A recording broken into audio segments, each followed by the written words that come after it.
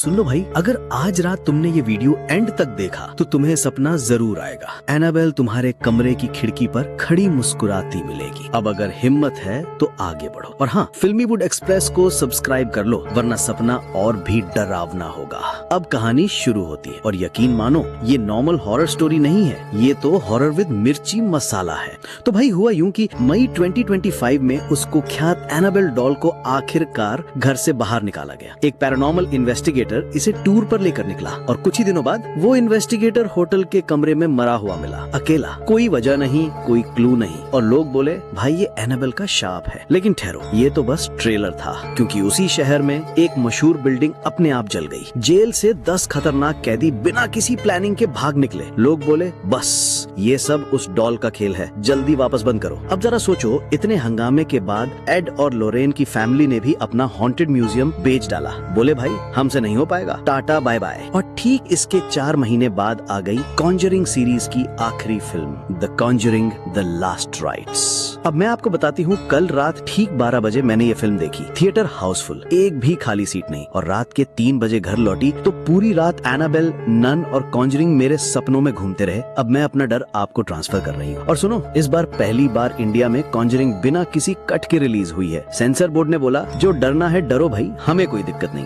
Film है R rated, मतलब सिर्फ 18+ लोग। और रीजन, हॉरर सीन्स इतने रॉ हैं कि बच्चे तो देखकर बिस्तर गिला कर देंगे। फिल्म की स्टोरी एक ऐसे बच्चे से शुरू होती है जो जन्म लेते ही मर जाता है। पूरा 1 मिनट उसका दिल नहीं धड़कता, फिर अचानक वापस जिंदा हो जाता है। और ये बच्चा कोई और नहीं, एड और लोरेन की बेटी निकलती है। याद है, यही वो बच्ची है जिसने सबसे पहले नन को अपनी आंखों से देखा था। अब लड़की बड़ी होती है और इनहेरिट करती है अपने पेरेंट्स वाली भूत सेंसिंग सुपर पावर। यही पावर उसे खींच ले जाती है एक गरीब फैमिली के घर, जहां हर रात घर की आत्मा फैमिली मेंबर्स को ऑलमोस्ट मार डालती है। कैमरे, मीडिया सब रिकॉर्ड कर रहे हैं, लेकिन हेल्प करने कोई नहीं आ रहा। आखिरकार रिटायर्ड वॉरेंस को मजबूरी में लौटना पड़ता है। लेकिन जैसे ही वो घर पहुंचते हैं, झटका, वो शैतान जिससे 20 साल पहले पंगा लेकर ये भाग गए थे, अब वापस आ चुका है। और इस बार एस्केप का ऑप्शन नहीं, क्योंकि घर के अंदर उनकी बेटी फंसी है। अब सुनो, कॉन्जरिंग लास्ट राइट्स सीरीज की सबसे डरावनी फिल्म तो नहीं है। ये फिल्म ज्यादा फोकस करती है कहानी सुनाने पर। डर कम है, ड्रामा ज्यादा है। शुरुआती 1 घंटे में कुछ जंप स्केयर्स मिलेंगे, क्रीपी मॉन्स्टर्स दिखेंगे,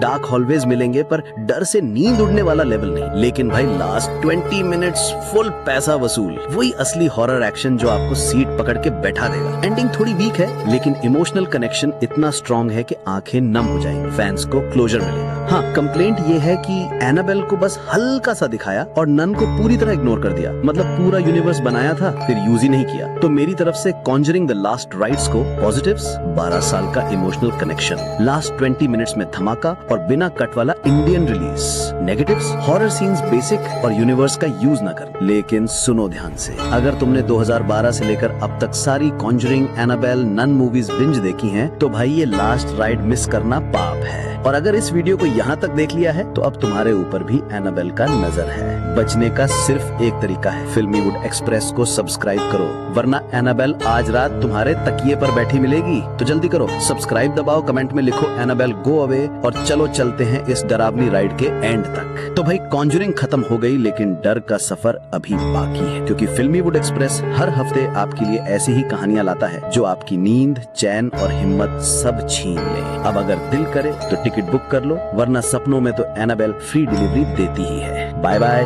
मिलते हैं अगले डरावने किसी